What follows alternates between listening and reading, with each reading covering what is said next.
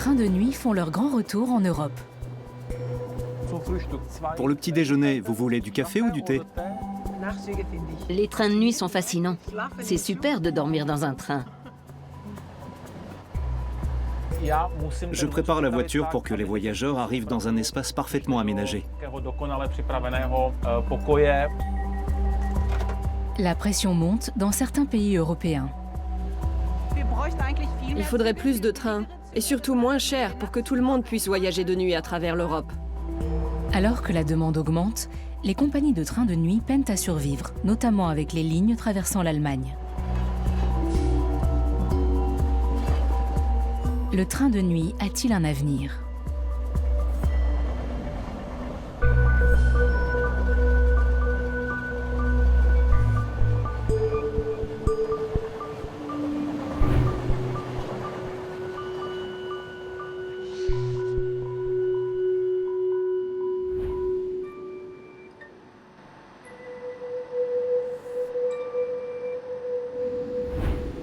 À 29 ans, Michal Jarosz est steward, répartiteur et responsable d'exploitation chez JLV, une petite entreprise ferroviaire tchèque. Sur le papier, un job de rêve, mais avec ses problèmes. Les travaux sur les lignes allemandes bouleversent les horaires. Il y a quelques jours, le train à destination de la Suisse a même été supprimé. La ligne a été fermée à la dernière minute. Près de 100 passagers ont vu leur voyage annulé, et voilà qu'une nouvelle complication apparaît. Bon, on a encore des restrictions de trafic ici. Je vois que pendant 4 jours, le canopus partira 1 heure plus tôt. Donc on va devoir modifier les horaires de prise de poste des stewards. Ok, je vais préparer ça et le diffuser pour que tout le monde soit au courant.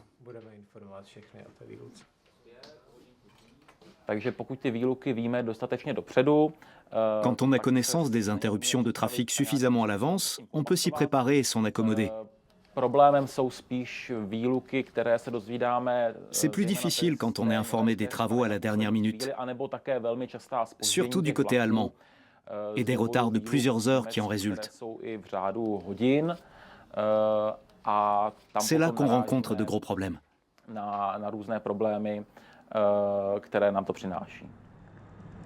Le train pour la Suisse est maintenu aujourd'hui et Michal sera à bord. Le responsable d'exploitation fait régulièrement le voyage pour avoir une vision globale de la situation. Il espère que le trajet se déroulera sans incident sur la portion allemande.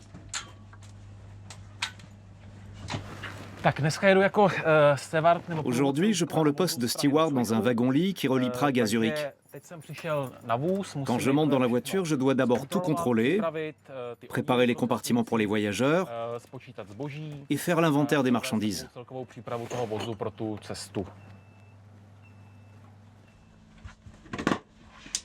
Les lignes de train de nuit circulent sous l'appellation Chede Night. Michal connaît chaque itinéraire.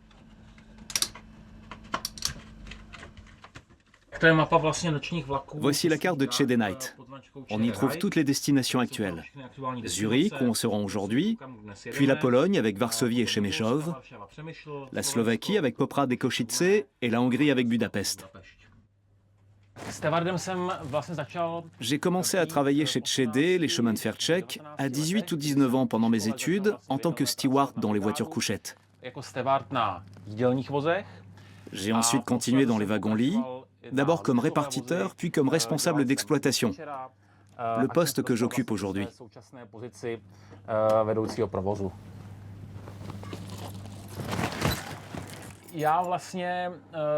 Je prépare la voiture pour que les voyageurs arrivent dans un espace parfaitement aménagé où ils passeront tout le trajet.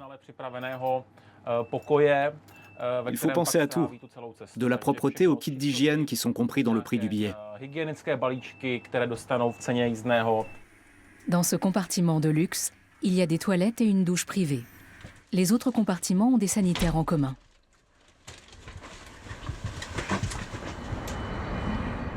Peu avant 17 h, le canopus, composé d'une voiture-restaurant, de plusieurs voitures à place assise et de wagons-lits, quitte le dépôt en direction de la gare centrale de Prague. Chaque steward est responsable d'une voiture. Jiří Hazlar est en charge du wagon voisin. Il est steward depuis plus de 40 ans. Aujourd'hui, c'est une journée normale. Le train est pratiquement complet. Le deuxième wagon-lit est moins rempli.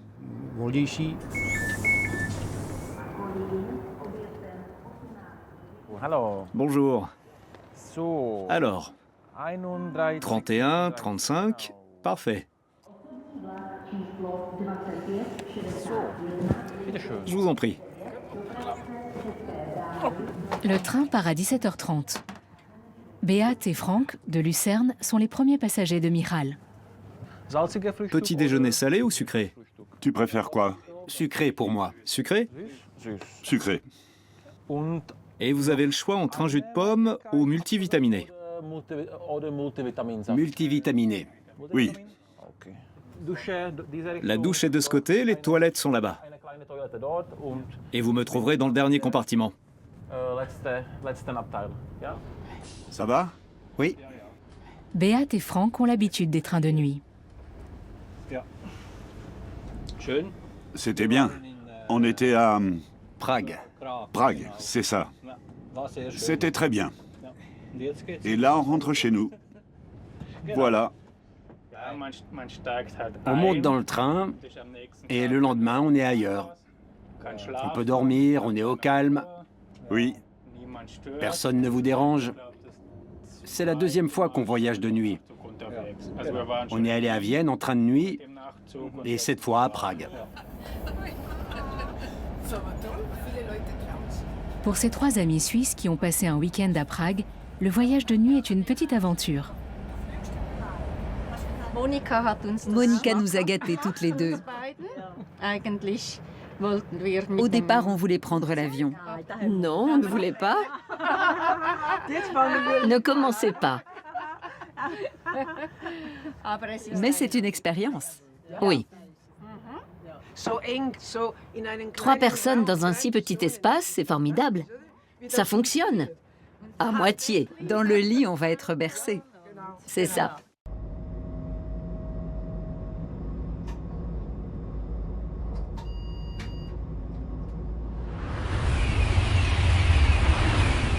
Les trains de nuit des chemins de fer allemands circulaient aussi ici. Ils ont été supprimés en 2016, jugés trop peu rentables.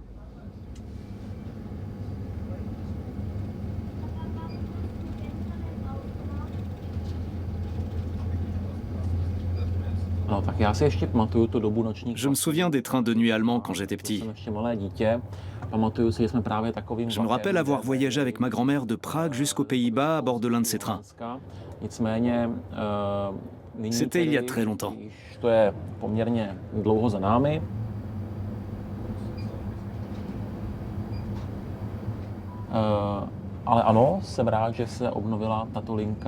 Je suis content qu'on ait réintroduit cet itinéraire nord, parce qu'on peut proposer cette liaison aux voyageurs en train de nuit, notamment en Allemagne depuis Dresde ou Leipzig.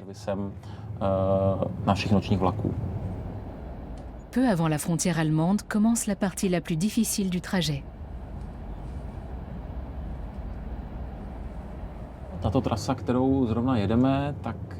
Ce tronçon entre Dietschin, ou plus précisément la frontière, et Bad Schandau et Dresde, fait l'objet de travaux depuis des années, qui vont durer encore longtemps. Ça entraîne une capacité réduite et la circulation est souvent interrompue.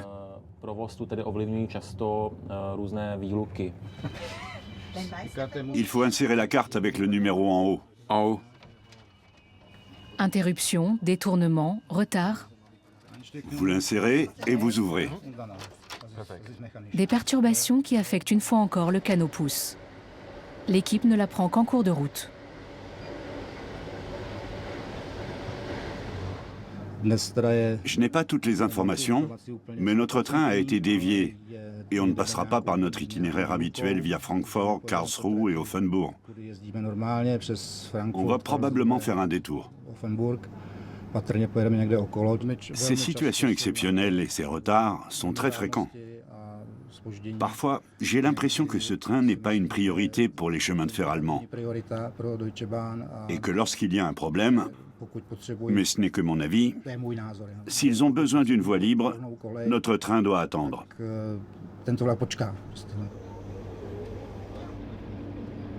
Autrefois, la ponctualité des trains allemands était un modèle pour Jirgi. Ce n'est plus le cas.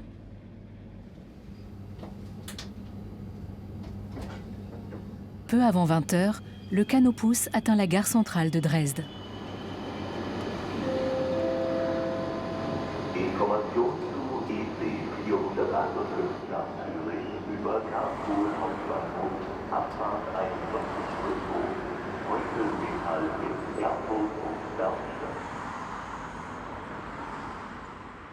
Vous n'êtes que deux?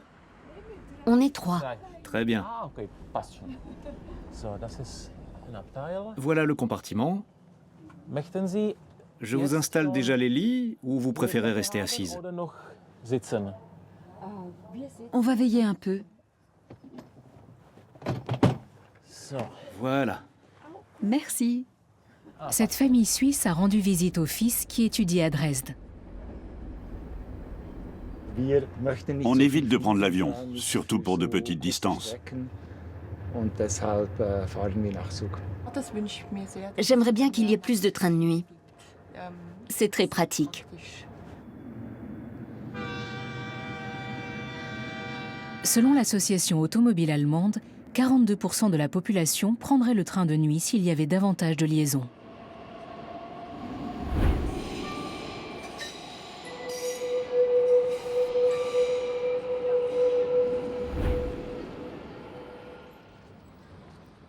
Gare centrale de Berlin. Des partisans du train de nuit s'y rassemblent régulièrement pour protester. Parmi eux, Bernhard Knierim. On va se trouver un endroit sur le quai. Au programme, une soirée pyjama.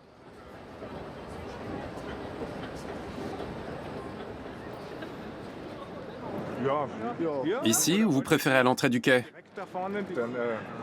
On va lancer le live stream.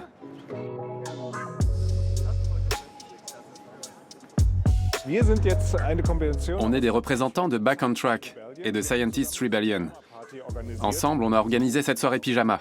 Ou je dirais plutôt qu'on a lancé un appel, car on n'a rien organisé. C'est une petite manifestation amicale pour réclamer plus de trains de nuit.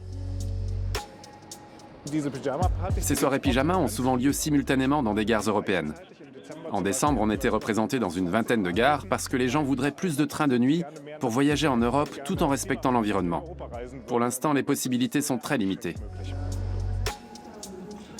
À Lisbonne, Paris, Stockholm, Malmö, Amsterdam, Bâle ou Vienne, des groupes se sont constitués un peu partout et manifestent en dansant.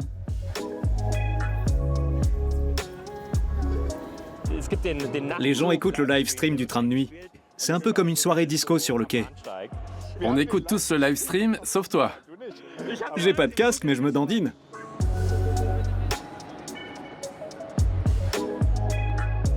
Le message est clair. L'Europe a besoin de plus de trains de nuit.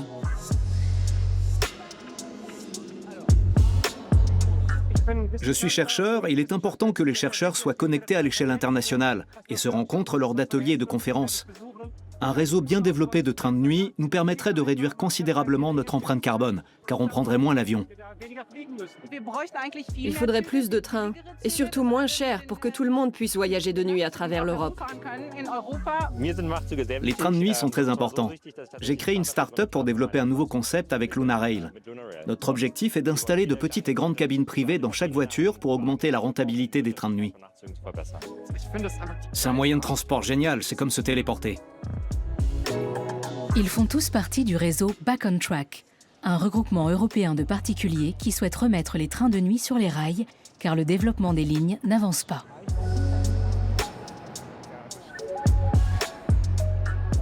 Avec des amis, Bernhard a conçu une carte qui indique les liaisons existantes et les zones non desservies par des trains de nuit. Bon, ce qui nous manque le plus en ce moment, ce sont surtout les trains reliant Paris à Vienne et à Berlin. Avant, ils roulaient une nuit sur 2. Ils ont été supprimés, mais à la place, le European Sleeper circule 3 fois par semaine jusqu'à Paris. Espérons que ça dure. On nous écoute de plus en plus, si je puis dire, car on dispose d'une forte représentation à Bruxelles au niveau européen. C'est important à l'échelle européenne, mais on essaie aussi de faire bouger les choses sur le plan politique ici, à Berlin. Pour l'instant, c'est encore difficile de trouver des oreilles attentives. La carte montre que le réseau de trains de nuit est nettement plus dense en Europe de l'Est qu'en Europe occidentale. En Pologne et en République tchèque, il y a plus de trains de nuit. Il y a donc moins de personnes qui se mobilisent pour les défendre. C'est ce qu'on aimerait, mais il faudrait établir des contacts. Le prochain objectif de Bernhard, visiter les opérateurs de trains de nuit tchèques à Prague. Le Canopus se trouve désormais près de Karlsruhe. En raison du détour, il accuse un retard de plus de 30 minutes. Michal doit rester éveillé pour pouvoir assister les passagers en cas de problème ou gérer une urgence. Ça fait partie du travail à bord d'un train de nuit. Les stewards et leurs collègues restent éveillés la nuit et dorment ensuite pendant la journée au terminus.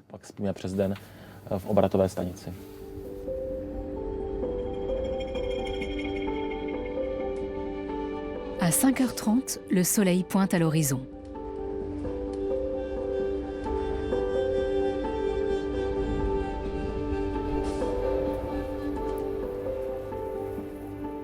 À Bâle, la locomotive est dételée. Ici, c'est la compagnie ferroviaire suisse qui prend le relais. Mais à cause de son retard, le Canopus doit attendre la prochaine plage horaire disponible sur le réseau suisse. Après 20 minutes, le train repart enfin et les passagers se réveillent.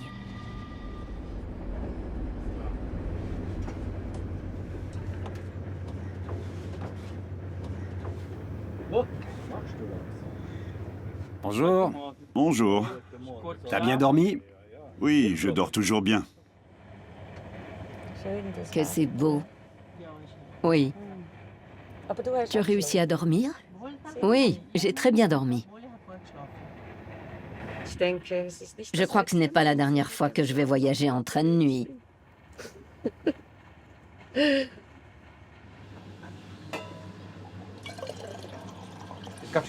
Je prépare le petit déjeuner pour les passagers.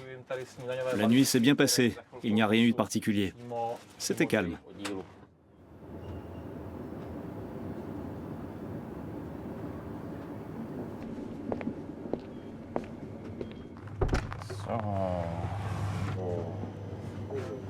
Merci. Bonjour. Super, on a droit à un bon petit déjeuner. Bon appétit. Merci à toi aussi.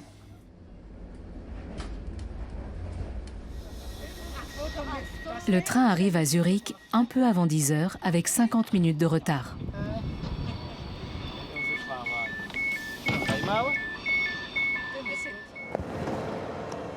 Au revoir, merci. Au revoir, merci beaucoup. Merci. Salut. Ciao. Salut, merci. Michal et ses collègues peuvent enfin aller se coucher, avant de repartir pour Prague ce soir.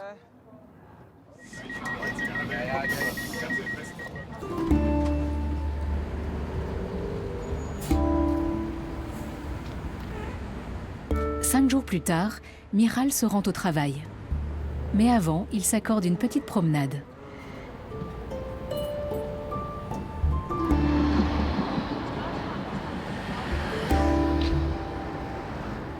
Quand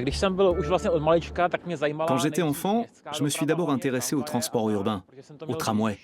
Ça me passionnait. Ensuite, mon intérêt s'est porté sur les trains. Quand j'avais du temps libre après l'école, j'allais à la gare centrale pour regarder les trains. C'était surtout leur destination qui m'intéressait. Ce n'était pas tant l'aspect technique, mais la possibilité de voyager. Partir quelque part, ça permet de s'échapper du quotidien. La gare de Prague occupe une position centrale. D'ici, les trains partent dans toutes les directions. Vers le nord, via Ústí nad Labem, en direction de l'Allemagne. Vers l'ouest, via Pilsen et Cheb. Vers le sud, via České Budějovice, en direction de Linz. Ou vers l'est, en direction d'Ostrava, de la Pologne et de la Slovaquie. C'est ici que tous les trains se croisent et que les voyageurs prennent leur correspondance. Prague est le principal nœud ferroviaire de la République tchèque. Dans son entreprise, Michal connaît tous les stewards, dont Martin Knoblauch qui part aujourd'hui en Slovaquie. Bon voyage, salut.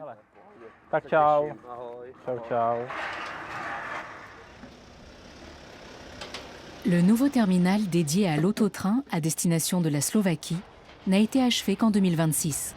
Les passagers déposent leur véhicule en empruntant une rampe. Leur voiture peut ainsi voyager avec eux pendant qu'ils se détendent dans le wagon-lit. Un investissement onéreux.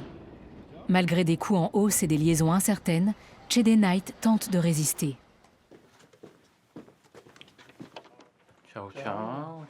Michal a rendez-vous avec son chef, Ales Kuchera. La nouvelle ligne vers Gdynia va bientôt être en service? Une nouvelle ligne touristique vers la côte polonaise de la mer Baltique devrait être inaugurée cet été, malgré une situation financière tendue. Le problème des trains de nuit en Europe est surtout d'ordre politique, car l'UE n'agit pas. On en parle beaucoup, mais rien ne se fait. Il n'existe pas de véritable synergie ni d'accord entre les États voisins. Alors chaque pays agit de son côté, selon ses propres règles économiques et ses propres modèles de financement du transport ferroviaire.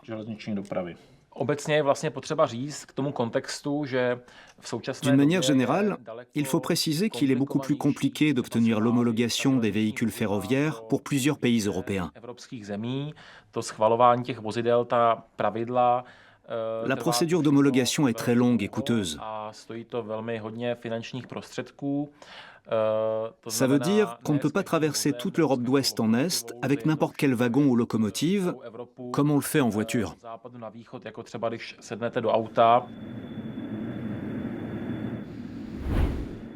Le réseau des trains de nuit en Europe est fragmenté. Certains pays favorisent les trains de nuit. D'autres, comme l'Allemagne ou la République tchèque, moins.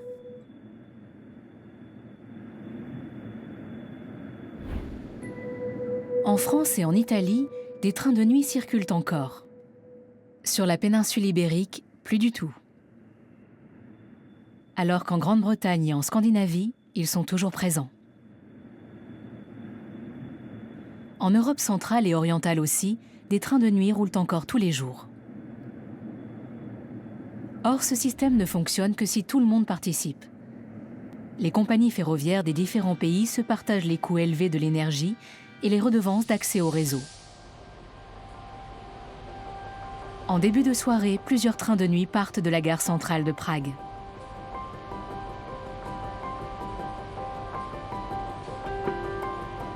Le canot pousse vers la Suisse, d'autres pour Budapest,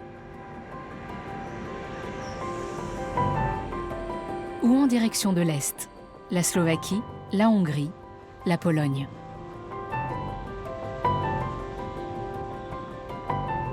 Chaque voyage est organisé par des entreprises implantées dans des pays différents. C'est précisément là que réside le principal défi.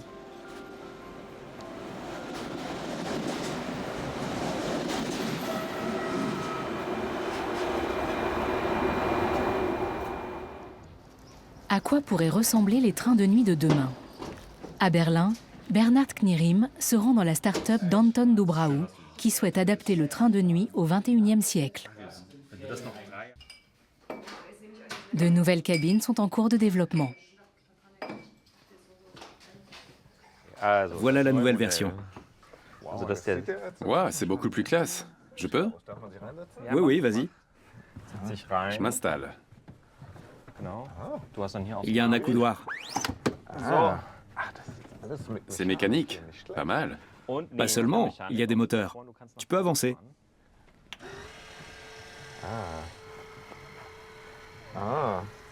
Il ne manque plus qu'une couverture et c'est parti. Tu veux une couverture? Merci. Je te laisse. Je baisse l'accoudoir pour que tu aies plus de place. Bien. On peut aussi fermer. C'est censé remplacer les voitures couchettes à 6 places. Dans les compartiments, il y a 3 lits superposés de chaque côté. Tu partages le compartiment avec 5 autres personnes. Quand les lits sont en place, tu ne peux même pas t'asseoir. Il y a le même nombre de passagers dans la voiture, ce qui implique les mêmes coûts par trajet.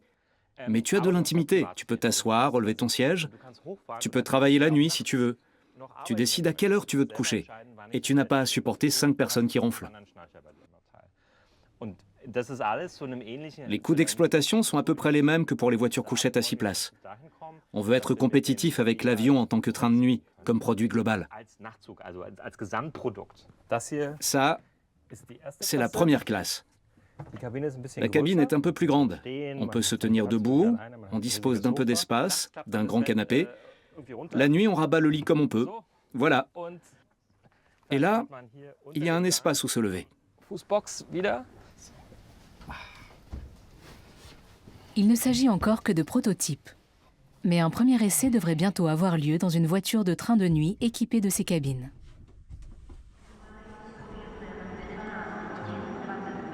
Une semaine plus tard, à Prague.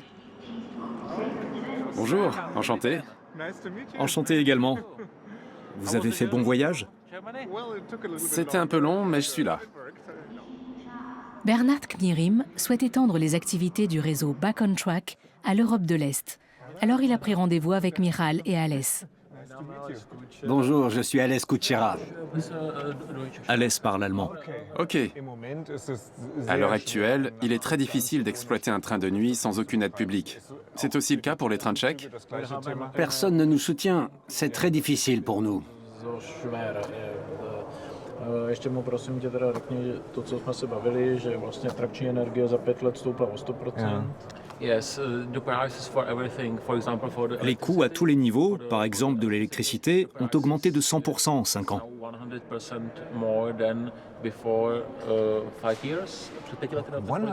De 100%. C'est incompréhensible. Le diesel, par exemple, est moins cher que l'électricité. Et le kérosène? Le kérosène n'est soumis à aucune taxe. C'est pareil pour la TVA. En Allemagne, le taux de TVA applicable sur les billets de train est toujours de 7%. Peu importe qu'on se rende en République tchèque ou qu'on voyage en Allemagne. Quand on achète un billet d'avion, la TVA est de 0%.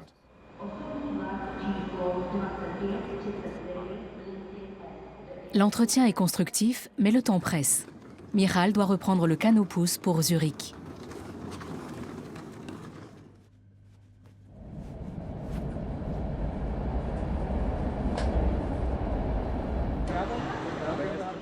Bernard Knirim est aussi du voyage.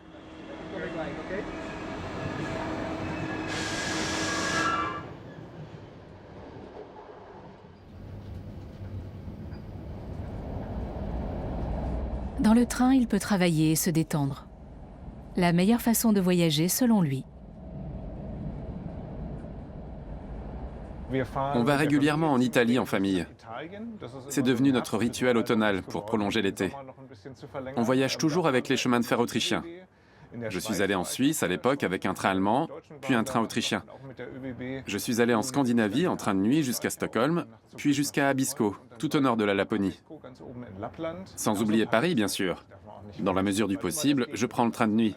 Ça dépend s'il circule ou pas.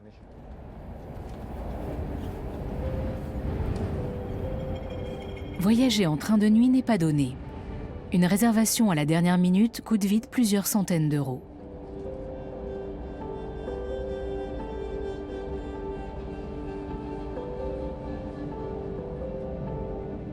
Cette fois, le canopus arrive à l'heure en Suisse. Michal, comment s'est passé ton service de nuit? Très bien. Tu as bien dormi? J'ai très bien dormi, mais je ne travaillais pas comme toi. Ce n'est rien. Pardon. Tu as pu souffler un peu? Oui. J'ai trouvé ça intéressant de voir comment les stewards travaillent. J'ai l'impression que le personnel de Čede y met beaucoup d'ardeur et de passion. On a vraiment besoin de cette liaison entre l'Est et l'Ouest. Et il nous en faudrait bien plus encore. Même pendant son temps libre, Michal Jaroš ne peut s'empêcher de prendre le train. La semaine prochaine, je pars en voyage en Slovaquie avec des collègues. Et on prendra bien sûr le train de nuit de Prague à Košice.